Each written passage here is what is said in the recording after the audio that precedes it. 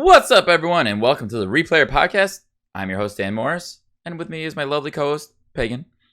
Hey, what's up, everybody? And our guest this week, returning to the show, we have Wayne Talbot.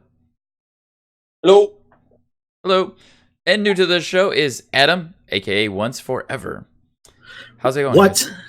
What is going to happen? Yeah. Thank you. What is going to happen? I don't think Just we've to had a good clarify, this Adam what's going is, to happen like, in a not while. The same as the previous Adam. Yeah, But thank you so much. Yeah, no relation. No relation to the other Adam. Well, to But be if fair, anybody when asks, I'm the better one. when I told Pagan we had Oh. another Adam on the show, I was like, we got a new Adam to replace your Adam. Yeah. Yeah. Well, that was just the actor that I hired to be him for the day. This is the So, legit one. This is the real Adam. the real Adam. Yeah. It's the real MVP. I try. Well, thank you both for joining us this week. I just want to, do what we do on the show now, where we get a little bit about you guys, your replayer journey, as far as you finding Retro Replay, what the show means to you. Adam, as our new guest, why don't you start us off? Yeah, so I actually found Retro Replay completely by accident. There is a YouTube channel, PlayStation Access, and around the time Uncharted 4 was doing press, there were these videos of Nolan and Troy each doing rapid-fire voices that they've done in their past roles. And, of course, YouTube has an algorithm which gives you recommended videos. And right around the time Retro Replay started up with their trailer, I got it in my feed, and I went, I wonder what this is. And having no context, I love retro games. So came across it and clicked, and I'm like, oh, there's this show with Troy and Nolan. And they're definitely two of the bigger, voices that I tend to recognize in gaming. I've been gaming for over 25 years now, and it's just always nice to kind of see them and get their insight on what the industry is like, because I'm always someone that's been interested in that. And it's really cool just to be a part of the show and kind of see them go through the older games as well as some of the newer stuff that they've been a part of. Awesome. And they, on a few points that you mentioned, they definitely give us some great insight as to the industry. And it's nice to have that little bit of an inside view of everything they experience. Not everyone in the community appreciates that, but usually we here do, especially Pagan, myself, most others that we talk to. We love the behind the scenes chat and talk. Mm-hmm. Yeah, even for me, sometimes the gameplay almost is second at that point, because I'm just so into whatever they're talking about to what they're playing and their work. It's amazing. For me, it depends on the game. If they're playing a game that I love, I'm like, ooh, and then they don't play that game at all. Yeah. Like, I'll be waiting for this game to be played, and we're like, oh, finally! And then they don't show any gameplay because they all sit and talk about it. You're like, oh, okay. Mm-hmm. Like, if they ever play the original Resident Evil, I'm going to be like losing my mind, and they're not going to play it at all. Screaming at the TV, be like, shh, shh, shh. I'm honestly surprised they haven't gotten there yet. Yeah, I'm surprised Maybe they played one day. Silent Hill before Resident Evil. But if they do, I'm going to be sitting there like, Troy, stop talking about your goddamn strip club days and play the game. Oh my god. DJ Baker Buns. He's back. DJ Baker Buns makes a comeback. No pun intended. Oh, I'm sure you didn't. I'm sure you didn't try. And welcome back to the show, Wayne. As the last time we had you on the show, we went on a massive tangent. We did not get your replayer journey. So why don't you fill us in? In some way, I think we did a bit, but It might have came out in context. yeah. Refresh us. Refresh us, Okay, Wayne. Let's get it in a nutshell. I've been following Troy and Nolan throughout their careers separately, and I was very lucky that I got to meet Troy a good few years ago and host him at a show here in Ireland. And we shared a stage together at numerous different things at this particular convention. And I did an interview with him on stage, and we did a charity auction together. And then obviously he went back to the States. His lovely wife was with him, Pam was with him. This is before Traveller came along, and they were just only recently together and stuff like that. And Last of Us had just come out. I know, actually, no, it had been out, but it had just come out on the PS4. The remaster had just come out. So that's when this was. It was 2014, 2015. I always forget which year it was. And we did a podcast together and stuff like that. And then I went back to the States, and I kept following their careers respectively, picking up the games that they're both in, because I think they're both fantastic at what they do. And then very early on, I think I saw the announcement before it even started. I saw the announcement for Retro Replay, somewhere on YouTube. I don't know where it was. I can't even remember.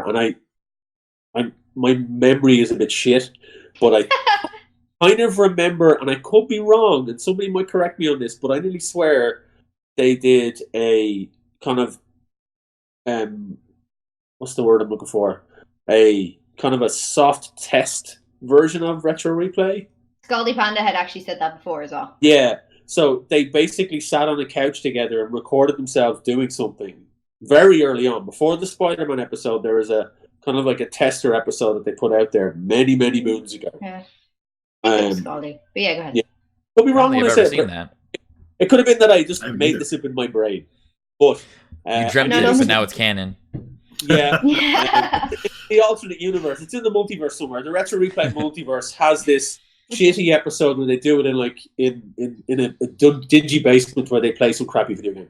But I think it was a lead to what Retro Replay was to be. Do you think Kessie's Careless Whisper episode is in there too? Could be. Kessie's gonna be so mad at me. Shout out to Kessie. All the kind of lost episodes, the episodes that could have been but never were. Maybe there's a evil episode in there somewhere. Maybe there is. Who knows? Hiding away. But I caught on really early. I remember watching the first episode from the beginning and thinking this is different. It's because I know what you guys are saying about the games that you cared about them. Sometimes you don't. Sometimes you do. I couldn't give a damn about the games. I really don't. And I'm an old school gamer. I've played 99% of the games the lads have played, apart from maybe Burger Time. It was probably the only one I never played. The most fun. But funnily Adam enough, just died. I really did. Yeah, we got an arcade machine in my office a week after the Burger Time episode aired, and it was it actually had like an emulator in it where they had these thousands of games, and Burger Time was the list. So I was like, "Oh, let's see what it's like." It's fucking terrible. Oh, it is easily. I think it looks really fun, and I mean they're throwing like pepper at this. Oh yeah, I love it. Real bad. The controls. You know when Nolan freaks out about the controls in that episode? They are that bad. Okay. They're just like, go left. Goes left. It's that bad.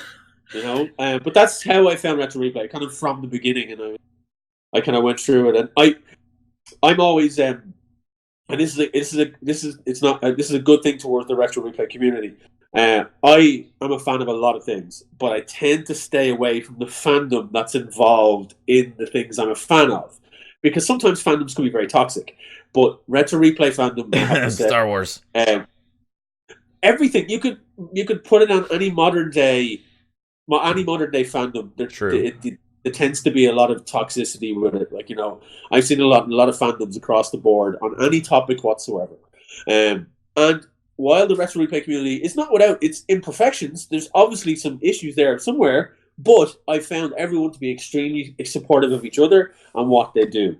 And as individuals, as the fact that the people that we see on this show in particular, they just do it for the love of it. And that's one of the things about the community that I find. I've met a lot of great people, even in Ireland, through the Retro Replay community, that were really good mates. Like Tina is, to me, the perfect ambassador for Retro Replay. Agreed. Yeah, wholeheartedly agreed. Yeah, at the shows, I guarantee you, when you do, you'll be blown away by how awesome she is. Yeah, so, I've heard she's 100%. Yeah, we should all try Tina. That's what we should all strive to do. Yeah, yes, yes. I know Brandy Tina met her is class. when she went to Glasgow. Oh yeah, of course. Yeah, I met Tina briefly at Dublin, Ireland Comic Con, and then we just sort of got to know each other from it. Because when I met her at the Ireland Comic Con or Ireland Comic Con that used to be on my MCM. She was then in the live chat, and people were like, Tina, and I was like, wait, Tina, like Tina from the table, like Tina. And she's like, yeah, and I was like, oh, crack, what's up, son, and everything. And then that's like how that blossomed. She's awesome. She's brilliant. And, I think like all the Irish replayers, all the replayers in general are awesome.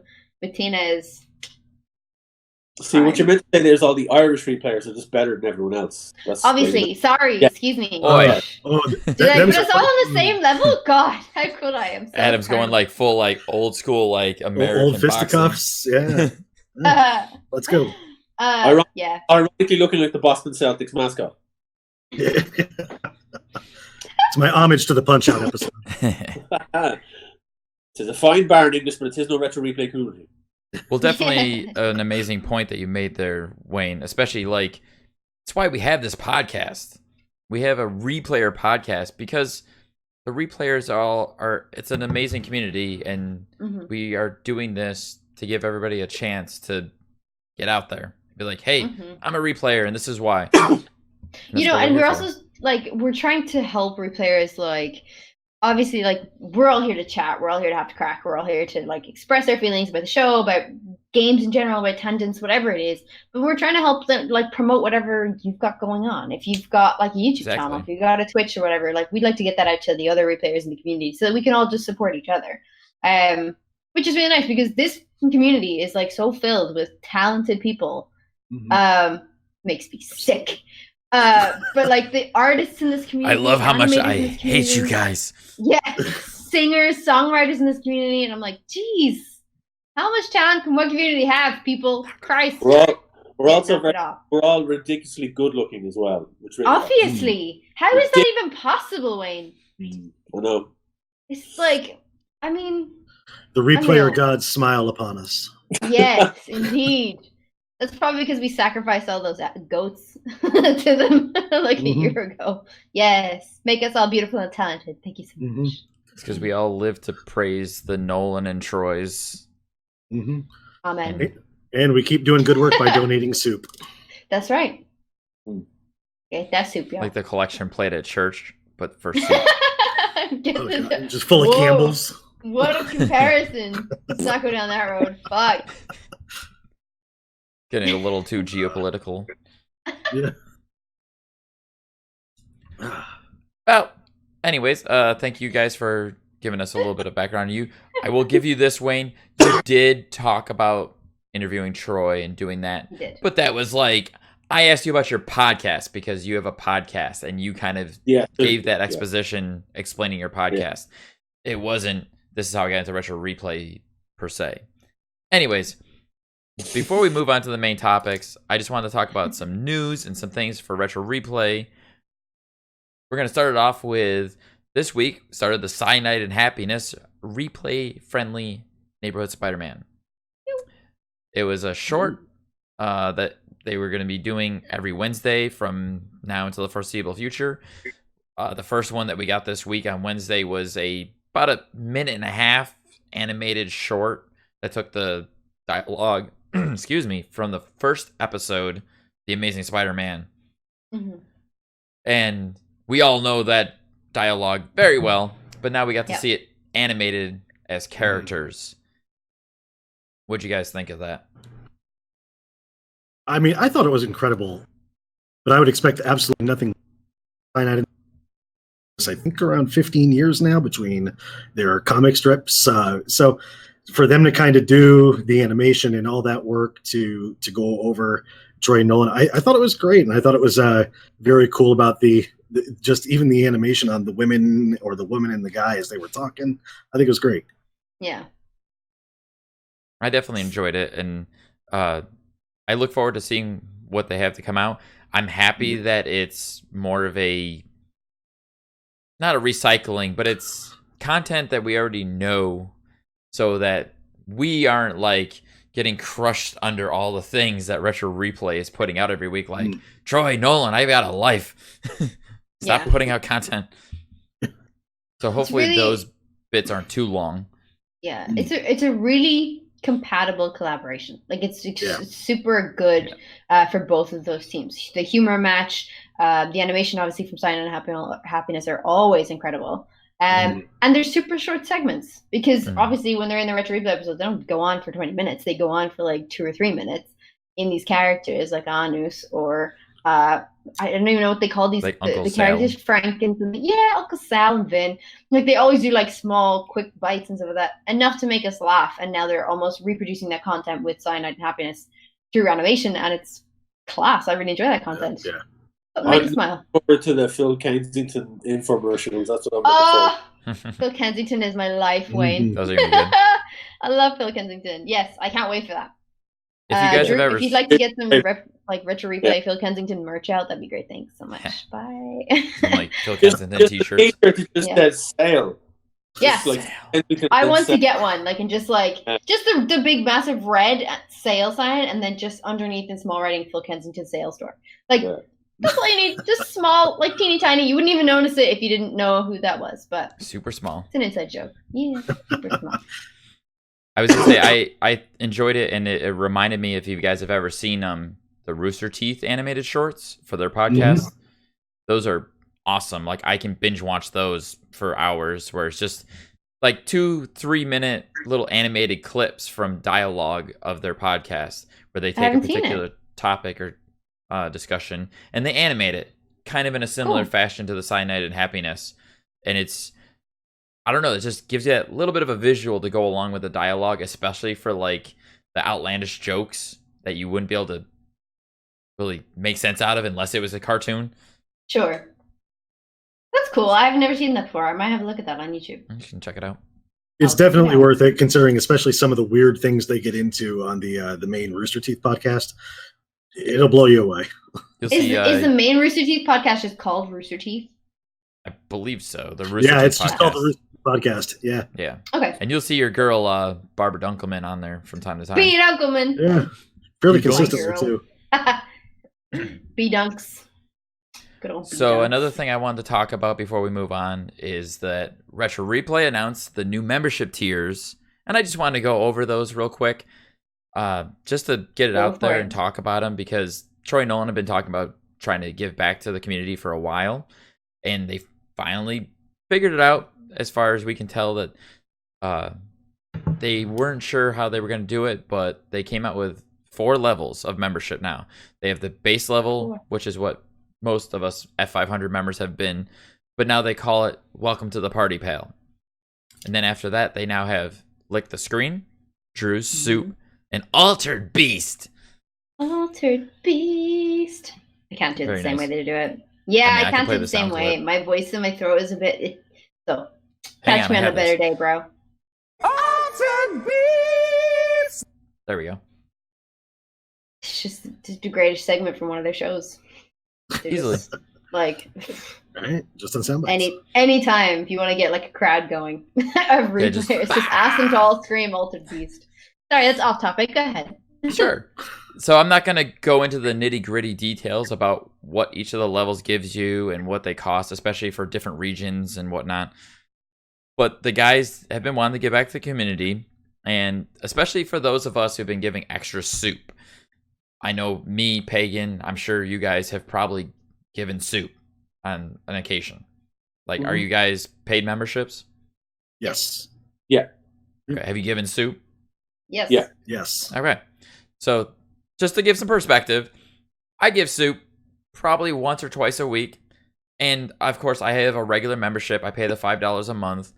You know, with the soup allowances, I probably give $20 to $40 a month, not including that membership. So for me, I could switch to one of those memberships. You know, the most expensive one here in the States is $50. And I already give kind of that much in soup every month. Yes. It varies. You know, I might give a little less. I might give a little more, depending on the episode or if I'm feeling generous. Yep. But I just wanted to say that, you know, it's great that they're giving us a chance to get kind of rewarded for giving extra.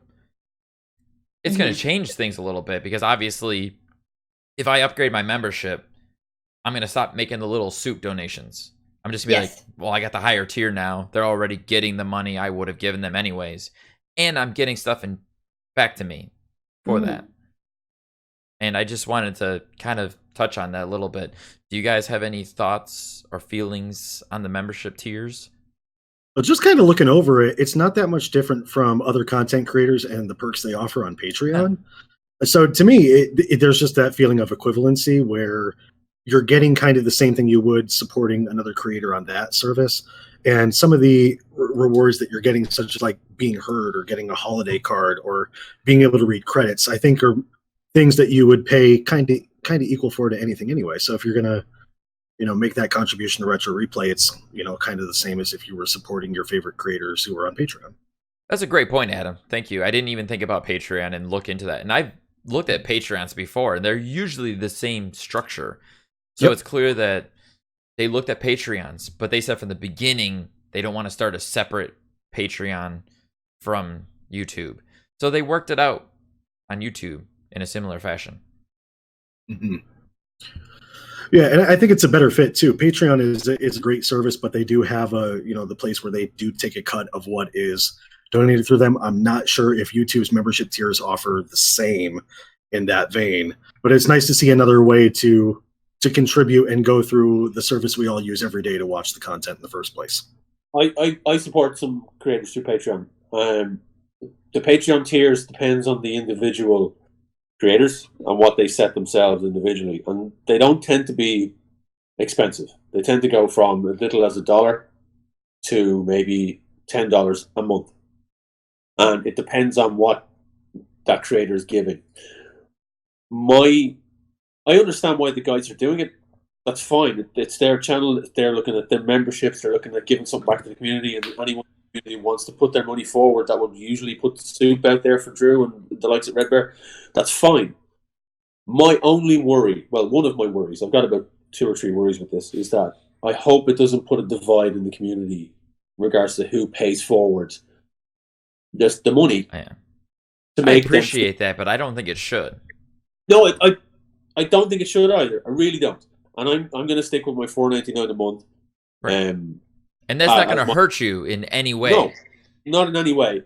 But I would hate to see, given that the different tiers offer different levels of access, different levels of reward, I would hate to see members of the community thinking that because they're giving extra, that they have something over everyone else, and also that they're entitled to more from the guys because they give that bit extra. It's human nature to think that because you give something, you get a lot more back. So I'm like, and I'm trying to be as diplomatic as I can here about this whole thing. I've worked in a community here in Ireland for a very long time, and when it comes to certain things, some people can feel that they are entitled to a lot compared to other people just because of the amount that they put into something, when it's really just it's for everyone. Like, some people can't afford it. Some people can't afford the $4.99. Very true. Which is understandable, given, so whatever walk of life you're in, if you can't afford it, you're still a fan. You're no less of a fan than the person that's paying $50 a month. Exactly. Of course. Mm-hmm. Not in any way, shape, or form. So I think that also needs to be kind of like, and they've put it out there. The guys have said, look, everyone is welcome. Like, it's a very welcoming community. But just because you put your $50 in a month, you're paying for the privilege to get the bonuses, but you're no different than the person who puts their $4.99 in. And that's pretty much where I would stand on it. Very well put. Thank you. Mm-hmm. Yeah. I would agree a lot with what Wayne said. A lot with what Wayne said. And I think, like, Wayne and I have had this conversation before. I think that generally people were very surprised with the tiers and the pricing of the tiers. Because tiers have been discussed before, rewards have been discussed before on members' live chats. But I think people were just taken aback by how they were structured. And I think a lot of replayers have a lot of questions that might need to be answered about certain privileges or rewards that might not be as effective, I guess, in the UK regarding, say, like live shows. Does that mean they'll be pulling away from Comic-Cons and doing their own individual live shows in the UK? Because as far as I know, those live shows are currently only in California. So the Altered Beast membership that would give you the VIP ticket for those shows, like that would, like, I think people would just have questions about it, because if you're in the UK and they're only running live shows in California, then obviously that's bad news for them. But they can. We've also learned that they can share share membership perks with other people. So, for example, if I had Altered Beast tier and I know Josie is in California and she wants to go see a live show, like I believe, as far as I know, we can share our privileges and give that to Josie to go and see like their show with a VIP ticket that would be included on my membership because I can't use it. So I think like generally people just have a lot of questions about it and they're a bit anxious to get those questions answered before jumping on board with any of the membership tiers. I know people have just jumped right in and are like, yeah, these membership tiers are great. I really like this perk. I really like that perk. That's great. And because they already donate the equivalent of that per month anyway, they see that like this is a great way to continue to do that, but now also get a reward back for that, which is great. But I think there's just a little bit of unrest in the community at the moment in terms of like, I think they're just uncertain about a lot of things that they'd like to ask questions about. So I think other than that, I understand what everybody's saying, that like if you're donating soup anyway, and you're going to be donating the equivalent of €25 or €50 a month anyway, and you would like to contractually do that now instead of having to think about it and having to join in every live chat and donate soup, and then join the Ultimate Beast or Altered Beast membership and like, you know what I mean? Like join the highest members and like go with that, do your thing. But I don't think there's any pressure to do it. And I think ultimately a lot of replayers were like, whoa, hang on, wait, is everything going to change? Like what's going on? Like, you know what I mean? There was a bit of like oh my God, I need to ask this question now. There's a lot of tweets out. There was a lot of community discussion. So I think the next live chat, the members live chat for Founding 500 members will be a lot of questions. I'm sure there. Yeah, I really think there's no losing in this for anybody involved. I mean, like we've kind of been talking about for a while, is that if you've been donating soup before, if you've been a member and you're giving that extra little bit anyway, you're already getting what you've been paying for and now a little bit more. I do think seeing the fulfillment of these are going to be a little bit interesting because, for example, with the Altered Beast tier, you get your photo on the set. What if you have 100 people at that tier? You know, just hypothetically. I think it's once per episode. It's going to be. It's one episode. Yes, that's correct. You get it one episode. In the description, that's what it comes off as. Right. It looks like one episode. Okay. So it's not going to be 100 pictures. Yeah. Could be a couple people. One person gets highlighted, and then the next episode it's a different person. Yeah. Yeah, it'll be interesting to see how that kind of works itself over the course of the season, especially when the guys come back for level 3. But I think there's just no losing for anybody involved. I just had this image of somebody like Greg just doing it and subscribing a couple of times, and then each photograph is him with a mustache. Different. A wig. Or a wig or something like that. Yeah. Multiple personalities, and each time it would just be a variation of Greg, like Greg or Greg Orthy or Gregor. One of them will like be just Tabitha. Tabitha. Yeah. One of them will be Tabitha. There'll be Greg in a wig. That's Tabitha. Yeah, like I think you're right, Adam. I think I totally agree with you. There's no losing for anybody involved. I also do agree with Wayne's point about I would hope that this does not divide a community and people start being like, oh, they're like the elite because they're Altered Beasts. It's not true at all. They've decided to donate and support the show in this way, and that's the reward that they will be getting, which is what they have agreed with when signing up to this tier. So I think that's like, I mean, it's up to you. It just doesn't make you any less of a replayer or a Founding 500 member. And that's it too, is remember that at the end of the day, we're still all consuming the exact same content. Yep. Nothing's lost on anybody. That's the biggest thing that I think needs to be reiterated, both through Retro Replay and then us here on the podcast can even, just reiterate. Nothing's going away. You're only getting a little bit more. Exactly. Mm-hmm.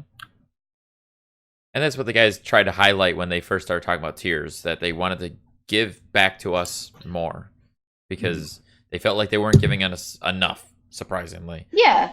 Anyways, let's move on. Spent a little longer on that than I really wanted to. But actually, there was a good point where we could have segued earlier, but it was a good topic. We had some good discussion. Let's just roll on to now. Pretty normal week so far. The guys are still on break. Level 3's on its way. So we still have Uncharted, The Last of Us holding us over. We already mentioned the Cyanide and Happiness short that we got. So starting with Uncharted this week, let's just throw it out there. Just give your thoughts or feelings on this episode. Let's start with Wayne. What did you think of this week's Uncharted episode, or did you not catch it? I didn't catch it. Uncharted is good. Yay! Perfect. In general, say this, Uncharted is great. Insert default response. Pimping Uncharted.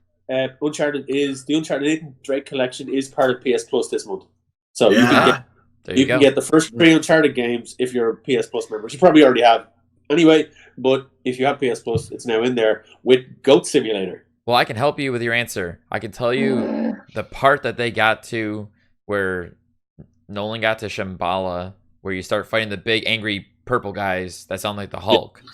Yetis. That's all you need to know. Yeah. I don't He know why I died a did that. lot. He got punched to death. Say he did. Mhm. No, I haven't. I'm not up to date because I've been busy with It's stuff. okay. So yeah, I missed it. Unfortunately. It happens. It does. I'll say I thought the episode for Uncharted was fantastic. Like I started getting flashbacks of Shambhala and just dying over and over and over to the explosive goo. But the first thing that immediately hit me was when it booted up and we see the level in play. Troy and Nolan are both dressed like Drake is in the weather environment, and it got me cold. Like it's just snowy and gross, and I'm like, man, I feel a chill in the room now. And But- you know they're filming in California, so they must be in Yeah. a studio with like AC blasting on them to be dressed as heavily as they were. I guess it's relatively warm when the set's not on fire. It's true. But They're hopefully making level 3 set fireproof. but it really it speaks to how well Uncharted is as a series. There's a reason why the game has sold over 41 million units. It's something where you get invested in these characters, not just because of the portrayals, but because of the level design, because of the worlds that they're in, the stories that they're trying to tell, and getting the background from Troy and Nolan as they're kind of going on about Troy's experience playing it, and of course Nolan's acting it out. And by the way, I think there should totally be a drinking game for every time Nolan says, "I remember this," or make some sort of allusion to it.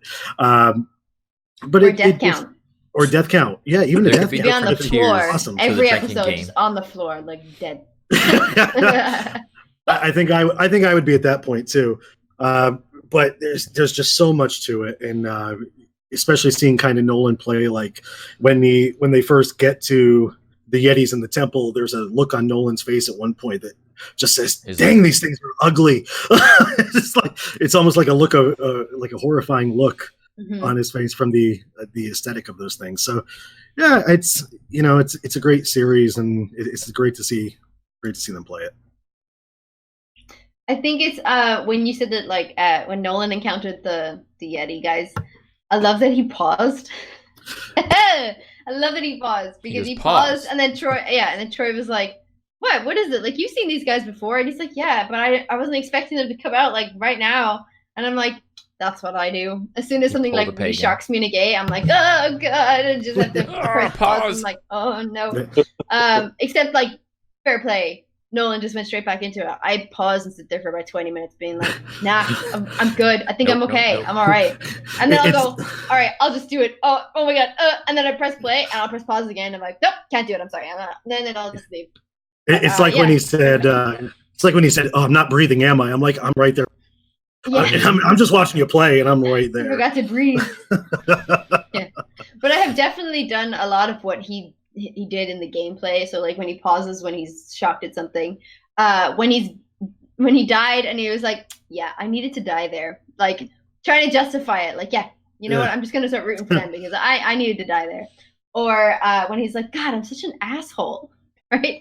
When he's playing the game. And I was like, you know what? We have all been in that like gamer frustration where you start getting mad at yourself. And you're like, why are you such a dick pagan? Just fucking shoot and aim and like move the camera properly. Why do you suck? Stop being such an asshole.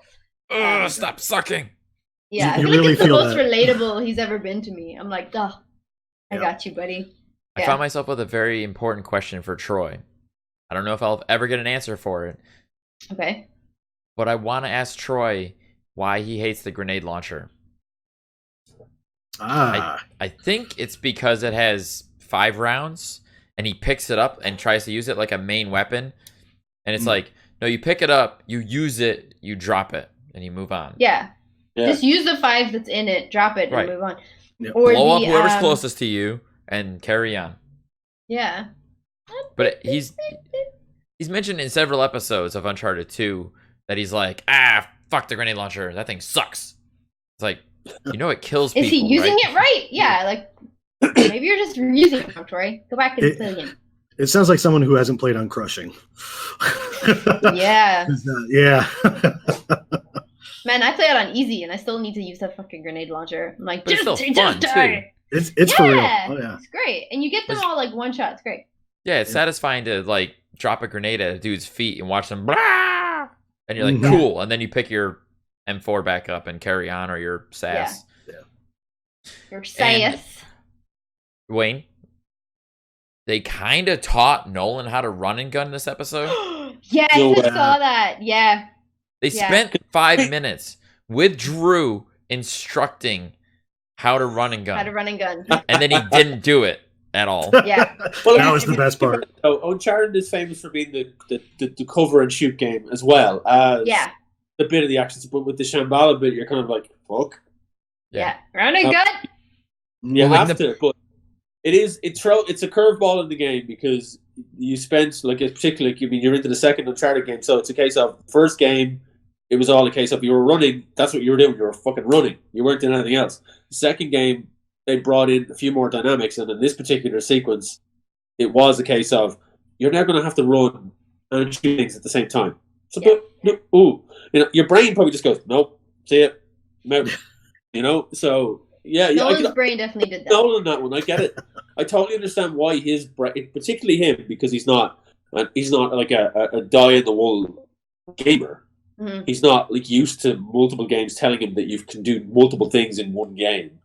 So I'm with him on that one for sure. Even though I would happily play a running and gunning game, no problem. He was kind of in that bit where you have Elena and Chloe like shooting everybody as well, and you have a mix of Yeti people, crazy Yeti people, and like normal military people. So they're all trying to kill you. And throughout the whole time, like he's died several times and everything. And Troy's like, "Yeah, run and gun would be really, really good for you to use right now." Yeah, okay. And then after everyone was cleared, because Elena and Chloe stepped in and killed everybody, and the AI just got him through the level. They carried his ass. Just carried it. He was like, right, okay. So if you like move your control this way, move the camera this way, and you just shoot, like that will teach you to run a gun. And he's like, wait, I could do that? Really? Really? He's like, yes. And here's the interesting bit. If you keep running that way and turn your camera, like if you keep running forward and turn your camera backwards, you can shoot behind you. And he's like, wait, that's a thing? Like you could do that? Greatest moment of retro replay. And then to kick it off, Finally he still teaching him tried how to run aim gun. and shoot. Oh, I mean, come on. You And then gotta it's cut like, him some just slack. shoot. Yeah. He doesn't know. And like he's I so new to it. And you'd think he wouldn't be. This is the end of the second bloody game. Teach him how to run a gun in the first game. Jeepers. The later games, when they do the next ones where you have, is it 3 where you're on the back of the horse and you're chasing after the Yes, indeed. trucks and stuff, and it's like it tends to be on rails, but it's still a lot of jumping and running and kind of like So, and the bit with the motorbike chase in 4, like it looks Yeah. you know. If nothing else, though, Uncharted 2 teaches you to run and gun on the first crash cam. Yeah. Because that's what you do is run and gun while you're in the crash cam. I can use words. Shooting behind you. You got to give him props. I'm glad that this happened. And as you said, Dan, like Drew was very instructive in this episode. The voice and I of feel Drew. like, are they trying to incorporate Drew a bit more, or is it a time issue, do you think? I think so. I think they're trying to incorporate him because they've asked us in the past if they want to bring Drew into it more. So now we're kind of getting the voice of God, Drew, coming in and being like, yeah, so right here, you got to jump to that window, and that's where you go. Yeah, or swap weapons or whatever. I think like it's really helpful because there's been a lot of episodes where they're kind of running around doing absolutely nothing because they have no idea where to go, and you're just like, Drew, just give him a hint, man. Just give him a. Pagan, I have an idea, and I don't know if you're probably too young to remember this, and it's definitely the guys in the States probably won't remember this at all. But there was a show over here back in the 90s and early 2000s called Games Master. And basically there's a guy who used to do astronomy at night called Patrick Moore, and he was the Games Master. and kids would go on to the Games Master show, and he was a digitized cyberpunk head that would tell kids tips on how to get past parts of games. So what I think they should do is they should do that with Drew. Get Drew's head and alter it so it's a big kind of like the MCP from Tron. Great. But it's Drew, and have him come in and guide Nolan. Make him like True. Superman's dad, just like his Yeah, head like floating. Ireland, Yes. like Marlon, like Yeah, LL. This is how you get past the level. No, That type I of didn't know thing. that. But Drew, no, you should definitely Google it. It's old school, but it's like back when this is back in the Mega Drive days when like there was no internet. Right. You weren't going on there looking for guides. You had to watch shows like Games Master, where they would show you games, up and coming games, and then also show you how to beat things and cheat codes. They gave you all the cheat codes on the show. Phenomenal stuff. But that's old school. I think they should get Drew and just Games Master his head. And I'm now showing my age, but fuck it. The super shows, like when they're on the green screen, you just see this giant Drew head come in, just like him looking down on the guys, and he's like, "This is how it's you just do it." his omnipotent head rises in, just like you Yeah. have to go over there. Use the I Google crossbow. it, but I don't see anything. It would be awesome if they just showed like Drew's normal head, but they heavily pixelated it. I think Yes! that'd be perfectly Perfect. appropriate. Yeah, Perfect. Yeah. Yeah. No, I was I trying to think Drew Google would it be there. cool It with didn't that. come up, but yeah. yeah. To be fair, I wasn't here in the 90s. I was only here in 2002. You know, I won't see if I can. So You weren't born Probably until didn't. 2002. no, I just wasn't here in Ireland in 2002. Good. Jeepers. So nothing Uh, existed in South Africa. Nothing existed in South It was Africa. just It was just like the dark darkness. continent, right? No. No, a lot existed in South Africa. That's where we like fell in love with like Power Rangers. Great show. Yeah. So this is the Games Master head. Oh, I see it. Okay. So can you see that? Weird. I can't believe that was a TV I show. see Adam's face reflected in your phone. Okay. So I'll take a picture of it and send it in our little chat in In a little Discord. chat. But anyone that's of my age in the retro replayer kind of like community would probably know, and obviously from this side of the pond would probably know what I'm talking about. Was it only an Irish show or was it a UK show? No, it was an English show. It was an English show. It ran on Channel, Oh, okay. Yeah, it was an English show. never- but it was like it ran on Channel 4 back in I think it was the late 90s, early 2000s, and it was Mega Drive games, and I think it ventured into PlayStation 1 eventually. So Me and Oh. Adam are over here making the Nolan voice, like. Yeah, exactly. It's reminding me of the Nintendo Help. I don't know if that, Dan, but with old Sounds NES familiar. games, Nintendo used to have a number on the back that you could call and tell them Talk what to you're Game playing, and they Masters. give you help with it. I'm pretty sure it cost something per minute. It was around that time, but yeah, that existed for a long time. No way. Yeah. That's Oh, so yeah. strange. Yep. Wow. Yeah, it used to Cool. be on like the back of the instructional manuals of like, if you get Yep. stuck, call this number. Yep. You No need- way. yeah. Oh, that's cool. From Yep. Software need to make one of them for Sekiro and Bloodborne. I think they need it for You most call of their the games. number, Yo. and it's just like Yeah. the creator of the game going, "Get good." Yeah, Yeah. get good. It's just a troll. It's just a troll on the other. I'd be like, You pay suck!" $10 for them to be like, Yeah. "Get good." Pre-internet, eh? What was the world Mm. like? Well, let me tell you. Let me tell you. I remember downloading MP3s that sounded like dog shit. Yeah. Yeah. Rest in peace, LimeWire and Yeah. Napster. LimeWire. Wow. Mhm. Yeah. Get an album and then a couple of viruses to go along with it. Anyway, I don't have a segue. We're gonna roll on to The Back Last of on. Us. Boom. Scooching back on. Actually, So- I did have a segue for when you're talking about Nolan's Do it. game face. I was talking like Nolan's game face, right? And through the whole thing. Even in Uncharted, he's like stroke face. Poor Nolan. Anyway, I was trying to take photos of like The Last of Us and put up on my Twitter, which I did eventually. You know how fucking hard that is? Because Nolan's game face for the whole thing is like Yeah. just proper, like straight at the nostril shot. You're like, Nolan, you don't watch these back, do you? Like, you need to calm down. Like, Game the face. TV's not gonna move. Like, your head's not gonna move it. Troy's got the camera. It's okay, buddy. Mhm. But yeah, he's done that a lot in The Last of Us, even though he's not playing. Yeah, he Yeah. was. I don't know if they got a proper game face out of Brandon Scott, who was their guest on the show this week. Mm-hmm. He didn't play, of course, but Nolan's making game face even when he's not playing. Yeah. But No, on The Last of Us Brandon this is week, they had fairly Brandon Scott. chill. He's very chill. He's kind of like me, I would imagine, when I'm playing. I'm just like, cool. Yeah, it's all good. Yeah, this part sucks. This part's hard. Oh, this part's fun. I love when he flat out was like watching Troy die, and he was like, I didn't have that much trouble with this part. I don't know why you are. Calling them out. So, yeah, good. 2 weeks in a row. Anyways, Brandon go Scott, for those who don't know, played Henry in The Last of Us. That would make sense why he was on the show if you watched this week's episode. Wayne, you would know that. It's okay, Wayne. I'm just here for my good looks. That's all I'm here for. That's Literally, why we bring you on, Wayne. Yeah, that's why we pay you. That's why you pay the big dollars. I do in the same vein as that though, Dan, where Brandon was just like, yeah, I didn't have this much trouble in this part, and like kind of ripping the piss out of Troy's gameplay a little bit. Like I really thought it was funny. Listen, everybody knows I like Troy Baker, but oh my goodness, he starts the episode with contrary to the last episode, I'm really good at stealth, and I'm like, and then he starts trying to stealth, and he like gets caught immediately, and I'm like, are you though? Like, chill, buddy. Like you clearly like just go in. Just go in guns blazing like Nolan does. Troy was He's just like not gonna try with a shotgun. Yeah.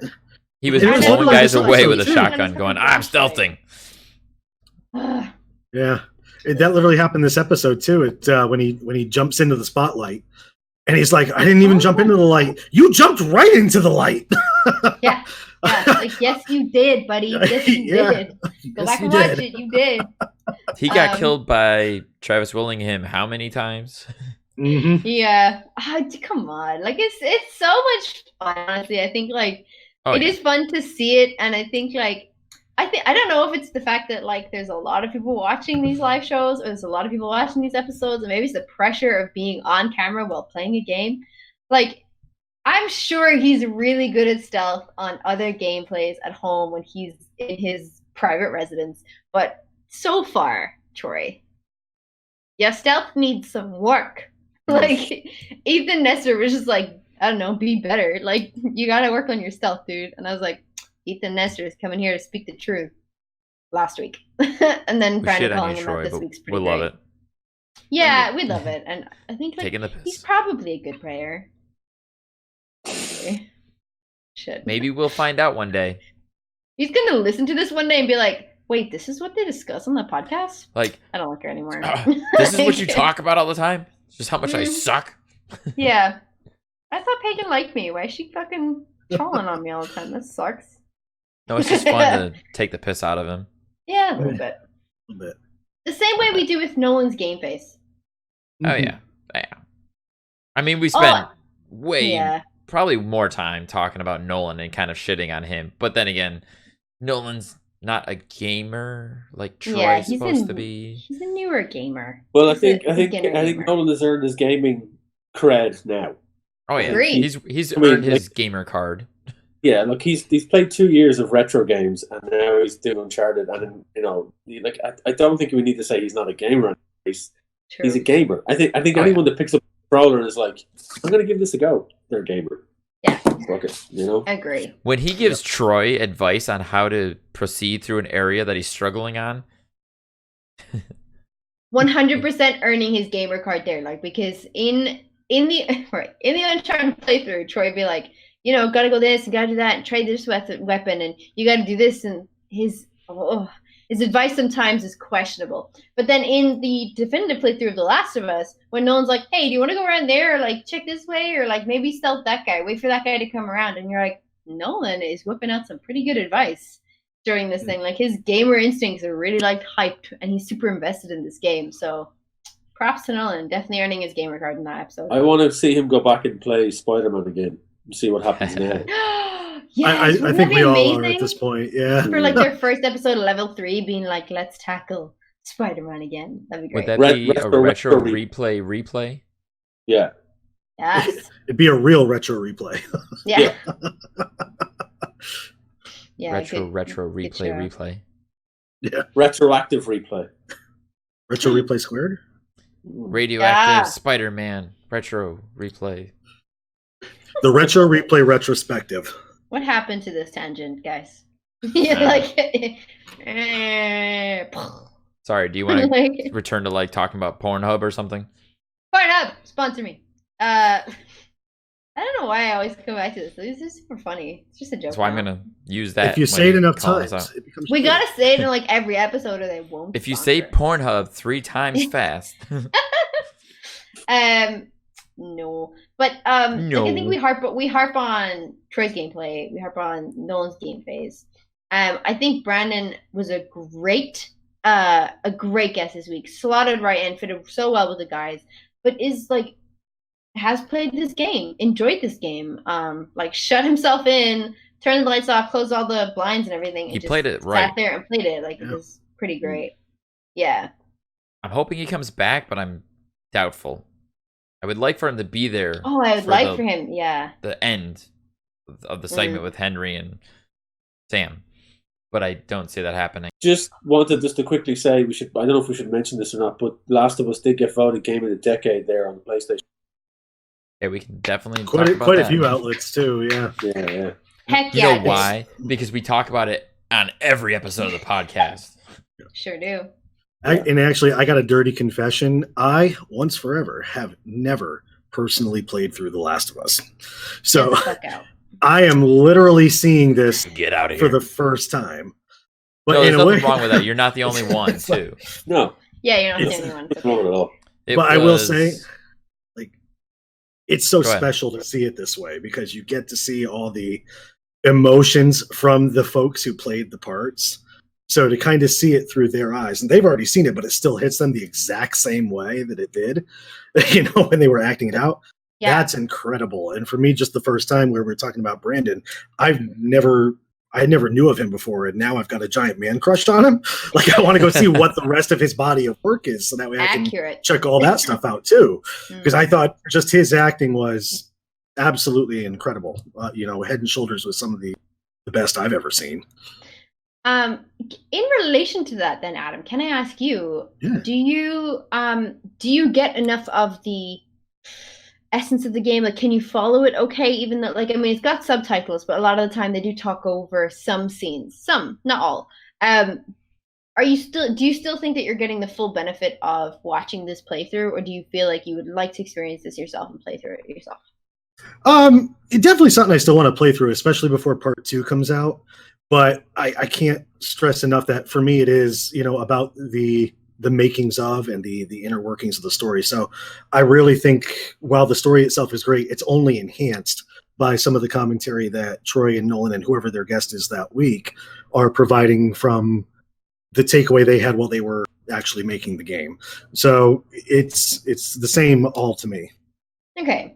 But you're getting enough of the story, like you can follow the subtitles and everything while they're talking.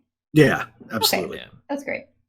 I believe it was Jen who was on the show, and it's a couple of times now, that she's never played The Last of Us, so she's experiencing that game entirely through the playthrough. And I didn't get the chance to ask her, but that's a very good question to think, like, are you getting the essence and what's happening and understanding, like, the intensity of everything, especially because there's plenty of parts where they're just kind of like steamrolling over cutscenes or dialogue. But I think in that way, though, Troy is very good to sort of lead that chat, to lead the conversation. He knows when stuff is, you can read it on the subtitles, that it is important, and that's why subtitles are there, but it's not ultimately like heart-wrenching stuff that you would need to be engaged with, because he does stay quiet in certain parts of the story throughout all of this definitive playthrough, and in this episode especially when there's those small moments like Ellie saving him from the guy and shooting him, and they have that small scene, that small exchange where he's ultimately angry at himself for not being able to control the situation and that she had to step in. And then there's that switch where it's the trust between himself and Ellie by teaching her how to use the rifle, and then again the trust by giving her the handgun, and the roles are reversed and Ellie's like, well, I'm gonna jump into this river and you're gonna save me. like, good luck. The character development in that whole segment within the space of an hour of gameplay between Joel and Ellie is remarkable. Like the growth in their relationship through that whole thing. Like, here's her first kill. Here's him trusting her with a rifle. Gives her a handgun now for emergencies later. And she's like, then since the first kill, by the way, like hops on every motherfucker and is like, here, let me just stab this guy. I'm gonna kill him, and I'm gonna go that way. And you're like, oh my god, she's got the thirst for blood. And then she just kills everybody else, which is so cool. But just the whole range of like character development or relationship development between these two throughout that 1 hour is intense. Yeah, it's the little things that Troy points out, like the looks on the faces of Joel or Ellie in a given moment, and the way those expressions kind of symbolize exactly the seriousness of the situation that they're in. It's one of those things that you notice if you play through it, but the way kind of Troy points out that little detail, just it makes me glad that this actually is the way that I'm experiencing it for the first time, because maybe if I was just on my own playing through it, I might not have noticed that. Sure. You're definitely getting a lot more nuance with a lot of things that you wouldn't have gotten playing the game. Yeah. You're learning a lot more about character development. And everyone watching that got that bit that Brandon shared about his character with Henry, that he put into the character that no one knew. We only learned that from him being on this playthrough. Yeah. Yeah. Did any of you guys see the clip they posted from the in the scenes of Troy throwing the gun? Clip? Oh yeah. Yes. The missing clip? The clip that was supposed to be in the original. Oh, wait, cut you of just the have to film. go watch that episode just for the gap. The gap where they were meant to edit in a clip and they did not. And it's glorious 3-4 seconds of Troy and all the rest of them just pausing mid-frame. Just like, and then they're like, "And we're back." It's glorious. Kind of thing. It's pretty great. When the live chat went up, people died. They were like, Drew. And like everyone's like, Drew, I think you missed something. Drew. Insert clip here. Like, yeah, insert clip here. Oh, it was golden. And then Adam hadn't seen it, so we were watching it yesterday. And I was like, oh my god, I wonder if they edit this in. And I was like, okay, because he was doing corrections and doing some work, and I was like, all right, you need to stop what you're doing for a second and watch this, because if they have not edited this in, it's gold. And they didn't. It's great. It's just like the most glorious, like 3 seconds, just like pause. And you're like so awkward. It's insane how close that gun comes to his face, though. Absolutely insane. Yeah. Brandon's timing is impeccable. Yeah. Like so perfect. Good. Because that's all on the reactive actor, really, isn't it? Like, because I mean, you can throw a punch or a pistol whip and just try and do whatever. Like that's you doing an action, and it's the reaction of the actor that is taking that. And fuck me, Brandon's timing is on point. Yeah, because even the original clip, and of course they gradually slow it down as the clip goes on, but even that first where it's at full shot, it looked like it hit him. Mm-hmm. Like even I was on team, he hit him, and then when they finally slowed it down and you see there's just that little bit of space. In case Wayne doesn't know what we're talking about, they did upload the clip standalone. No, I get it. I think I did see the clip after the fact. But I know what Dan what the whole what Adam's talking about in regards to the team. He hit him. I thought that was funny. Yeah. Right. Just a pistol whip. And that during the live shot, like I think, I can just remember that moment happening like yesterday or on Tuesday when we were watching it. Fucking hell, it was hilarious. The whole live chat going off, nearly died laughing. It was really good. All the moments for the live chat that you can never recreate. Yeah, you never recreate. And you know, I think that's really nice. That's something nice about the live chat, and it's a privilege to be able to do that, because obviously not many people can. Like, I know people work nights or they work different shifts or whatever, and then they can't join in on those kind of live chats. Well, on that note, you shared with me this past week that Drew gave us a shout out last week, and I missed it. I wasn't in the live chat, so I didn't see it. Yeah, that's correct. So there was a nice little moment. The Last of Us live chat, and Drew was shouting out the replay podcast, which is so cool. So that's Thanks, cool, Drew. guys. Thanks, Drew. Made me feel real warm inside. Yeah, Yeah, it was Maybe really cool. pissed that I missed that episode. Like, You can go back and watch it. You can watch the live chat replay. what goes on? I mean, I watched that episode, but I didn't watch it with the live chat. Let's say, does YouTube have the place where you can still chat at a certain time code No, in the replay? Okay. no. So you can make it Twitch, pretend like Twitch you were does there. that, right? Twitch does that, yeah. Yeah, Twitch does that. No, YouTube only like shows you the full live chat. You can do either the top chat replay or the full live chat replay, so you get to see everything else. I don't know how long that's accessible for, or if that's accessible for like the entire time that it's on YouTube. I don't know. I've never checked like older videos, but yeah. If ever I've missed a live chat, sometimes I'm like, oh, maybe I'll watch this with chat and see what's happening. But it's not as engaging if it's not live that you can interact with. So more often than not, I just watch the episode full screen. Or the fact that we get people in the live chat trying to interact with Troy and Nolan because they think it's a live stream.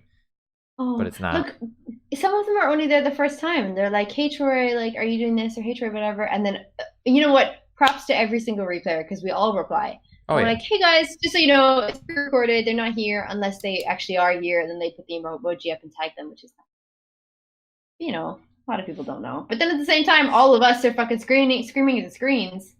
No, Nolan, or no, Troy, come on now. You're on fire. For God's sake, get down. Troy's become a bit of a troll because he says things like, oh, the internet's screaming at me, or calm down, internet, or tell me what the answer is, internet. And it's like, yeah, Troy, you're just asking people to get annoyed. Yeah. He's starting to earn that trolldom a little bit. Yeah, I get you. Although, like, I mean, I really do love the fact that they shouted out Pyro. So shout out to Pyro Bakes. He does the death count in each of the live chats. So in the Uncharted and in the Last of Us live chat, we'll pop a Deadpool. We're calling it the Retro Replay Deadpool. Before everything goes up, everyone submits their guesses, and then Pyro kind of keeps track. But you know, it's great. I love it. I used to do that when I first started watching the live streams of Uncharted. I would always start doing a death count. I don't know if I noticed Pyro doing it too, but I was always doing it. A lot of people were doing it. A lot of people were just counting the deaths and be like 1, and then whenever the thing goes, it's 2 or 3 or 4. But now people are like, all right, I'm gonna guess he's dying 12 times, and now Pyro is properly like, all right, Deadpool. Or if I see Pyro, if somebody else see Pyro, they're like Deadpool Pyro, and Pyro's like, yes, absolutely, let's go. Who's guessing what? And then we all throw in our guesses. And it's a pretty great way to comment because as soon as they start dying multiple times, I think this week's episode in Uncharted, no, in The Last of Us, I think I guessed 6, and someone else I think guessed 4. And I think he died 4 times, like pretty much in the beginning. And like people would be typing in and be like, I had too much faith. And I was like, yeah, I feel like this section is hard, and I feel like I'm not gonna win because there's only 2 more deaths to go. I think they ended on 8 this week, and I believe Hannah Carter won. So congratulations on winning the Deadpool one. Woo. I might turn this into a thing on the repair community, Instagram and Twitter. And start taking Deadpool bets and stuff. Yeah, everyone's doing it. It's good fun, and a lot of people are just having the crack with it because it adds so much tension. And then you're like, please don't die, please God don't die. Like I have only 1 more bet left, and then he dies, and then you're like, oh, for God's sake. And then you kind of just relax for the rest of the episode, and the other people are like, oh, come on, 17. Like, lucky 17. Is that going to make the final battle with Lazarevich like the Super Bowl spread? Like, big money, high stakes? Probably. I mean, the last episode of Uncharted 1, Drake's Fortune, that small battle at the end, where he had the QuickTime events, I believe the death count for that whole video went into the 40s. Yeah, he died a lot. He died a lot. So I don't think anybody guessed that high. So now we're like over guessing. I feel like every episode should just be like 50. I have no faith anymore. It's tough because he's gotten better, but at the same time, his gamer sense isn't quite as established. Yeah, he just jumps off like Nolan just jumps off cliffs and stuff. It's fun to watch. Over here? Though. I think I can go over there. Yeah, but Troy encourages this. Where like Nolan will be like, "Can I jump on that thing?" And Troy's like, "Yes, absolutely." And then Nolan will try, and he dies, and he's like, "Heh." And you're like, you've lost to me a death count, like in the Deadpool, Troy. Thank you so much for ruining. Maybe that's why Nolan does it to throw off the Deadpool.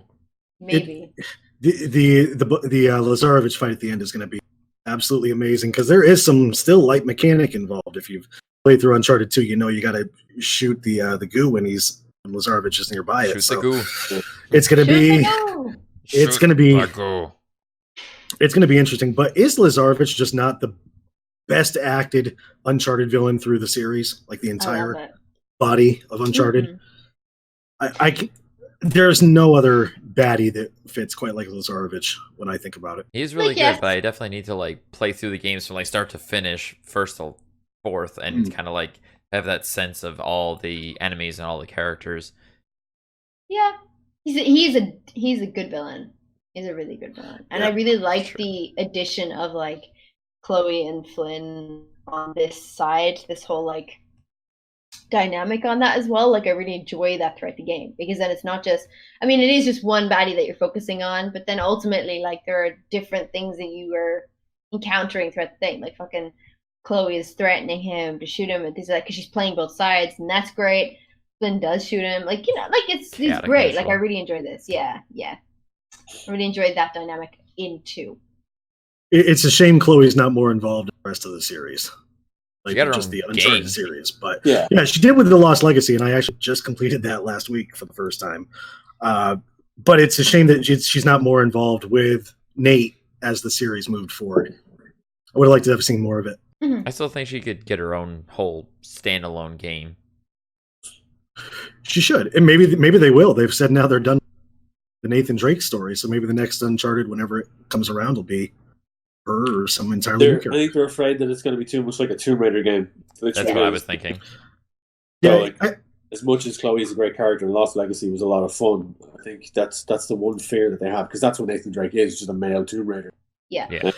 It's a series that needs to sit for a while. Let Naughty Dog work on The Last of Us and maybe something new, and then 5 or 6 years, maybe toward the end of the upcoming console life cycle, revisit it again because I think we'll probably all be hungry for it by then. Yeah, Pagan, you probably have finished Witcher 3 by that point, so you should be okay. Yeah, probably. That would be great. I'll start Finally. that now, and I should be finished by the If you time start they now, release by the that. time the next Uncharted game comes out, you'll have Witcher 3 done, no problem. Awesome. Sick. Yeah. I would be happy to see Naughty Dog try something new in the next console generation. Just a whole new IP, whole new... Like, they do that. Naughty Dog kind of like resets gears and try something different every decade or so. I'll pay for it. Like, shut up and take my money, Naughty Dog. I'll pay for whatever the fuck you want to give me. If it's 3 hours watching a toilet bowl, I'll still fucking pay for that. Here you go, Naughty Dog. It'll be the most This new Crash dynamic, Bandicoot game is weird. What's I really what's want going on? Oh, if you flash it this way, it goes in the other direction. Am Such I in a dynamic Australia? Who toilet. knows? Yeah, yeah, I don't know. I think Naughty Dog have done amazing stuff, and I have yet to play a game that I don't like. So I'm all for it. I would love to see them do something completely new. But then I do like The Lost Legacy. I do like where they went with that with Nadine and Chloe.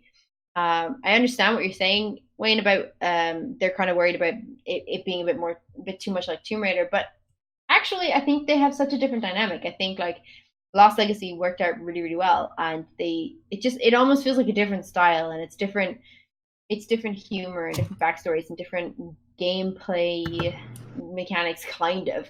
So I don't know. I think they could do a standalone game for Chloe or Nadine or Elena, even like, and just do that game, or Cassie, even if they did like an older version of that and she became an explorer like her dad or something. Why not do the Victor Sullivan story? Yes. Give us a young Sully. Yeah, that'd be great. That could be a very different game too. Yeah, set it in the 60s. Yeah, young Sully. You know, No, so get on the this. technology. You'd have the technology thing where it wouldn't be a case of mobile phone. Kid. So it's all. It'd be like old That's school me. kind of. It'll be an old James Bond game, basically. It'll be an old school kind of 60s spy I could see that. type of game. So That's a have great that type idea. of thing. Where he's shilling his way around South America trying to make a buck, you know? And then he's gonna have stealth Yeah. levels, and everybody's gonna be like, "This is hard. I can't I love stealth." Yeah. Except Troy Baker, who can stealth. But Contrary to popular belief. they could do a nod to the to the Metal Gear Solid games where he uses a cigar to see lasers. Yeah, Ah. that'd be a great idea, man. Fucking write that shit and send it to Naughty Dog. I with you 100%. With that, I'm gonna do a real quick little throw it out to you guys. What would you like to see the guys play next, Adam? I would actually like to see them play not the not the more current ones for sure, but definitely going back to PlayStation 1 era Tomb Raider. Yeah. It just, it was so new for its time. And in a way, you can make the argument that it would later inspire what Uncharted would become. So I think it'd be awesome to kind of see them go for that next. We're going to have to start taking a tally because we're probably up to Yeah, a lot of 3, if people. not 4 Yeah. people have said Tomb Raider. I don't know if you've given one yet, Wayne, but do you have one? Do I have one? I don't know. See, You did say you didn't give a shit about the game they play anyway, so. yeah, That's true. I don't care. about Whatever. Play whatever. it's the banter that they have and the stories that they tell that always brings me back for more. But that being said, with the definite playthroughs, it's a different story. But they're linked with those games, because it's their games that they're known for. And I think we're gonna see Uncharted 3 and 4. That's gonna happen. It has to. For sure. I think if I pick a game for the actual Retro Replay show, we haven't seen them play the obvious ones. But I don't know. You know what I'd really like to see them do? Play a few more PC games. So get them to play like the X-Wing games, or Yeah, cool. or some of the SOCOM games. I know Adam, Yes. big SOCOM fan. Yes, So yeah. it's a case of something like that. Something that's like, because they did Ghost Recon. The games that they play, they're either for enjoyment or for ridicule. I want to see something that actually tests their mettle and shows that even the classics are worth going back to. You know, can you imagine them trying to play the opening segment of Final Fantasy VII when the remake comes out? You know what I mean? The remake is due out in March. They did it with other games where I don't know what it was recently, where there was something new came out of it, and I can't remember what my brain isn't working. No, I was going to say the same thing. Like, they have a trend. They have a tendency to do this to be on point, or I guess like relevant. Like so, on topic. for example, yes, on topic. Like when the Matrix 4 was announced, Right. they went back to play The Matrix. That's what it was. They did that with the Lion King as well. Call of Duty. Call of Duty. So, yeah. I do think that could be a possibility that when or upcoming towards the announcement that it will be released, or up on like towards that release date, I think that they will be playing Final Fantasy for sure. And I think it would. You know what? It would be in their best interest to do it, because it would be on topic. People will be interested in it because it's coming. People are waiting for this game for years, so people will be interested in it. So I can fully expect that, to be fair. The YouTube algorithms will be like, you liked Final Fantasy VII Remake? Here's Retro Replay Final Fantasy. Yeah. Exactly. Oh yeah. Or they could do the original, because I know they did Secret of Mana, where they had, the original Anus came from. It was like that was where that started, and that was their old JRPG. But yeah, like for sure, I think they would do the original. I don't think they would do the new one. They might not exactly. So they'd either do a Final Fantasy game, or else they did the original 7. Because Final Fantasy 7 has a dear place in my heart. Because I remember when it launched, and so I'm a huge fan of that game. So yeah, I would love to watch the guys play Final Fantasy 7 and name Cloud Anus. Yeah. Great. Anus Strife. Yes. Oh, can I change my vote on that? No. Too late. I'm kind of with Wayne though on SOCOM, because Troy actually has connection to SOCOM. He did some voice work in SOCOM 4. And rumor has it that Sony does have a first-party studio working on a new SOCOM PlayStation 5. So maybe there's some possibility that he'll be in that. So for them, if that does happen, it would certainly make sense for them to maybe go back and SOCOM War 2. They just have to get a working. What was the thing? There was a gimmick for that. The headset. And they have to get all that working. I'm sure they can find it on eBay. But Drew will scrounge one up. Yep. I think it was just a USB headset, because I used the SOCOM headset for PlayStation Online on my PS3. I still had that SOCOM headset, and I still used it. Oh, okay. It was just a USB headset, I think. Since I played it, I can't remember it. I knew there was. I think it was that was the first headset game for the PlayStation. That was the gimmick, but the headset was just a. Because you could give voice commands to your squad. Yep. Yeah, which I'd love to hear Nolan trying to do. I can see Nolan. Nolan. Oh my god, that'd be hysterical. Yeah. Get your ass. All right, guys. So we're gonna wrap the show up. I'm gonna give you guys a chance to throw out your socials, plug anything you want to plug, just anything you feel like sharing if you want. So let's start with you, Wayne. Give us your deets.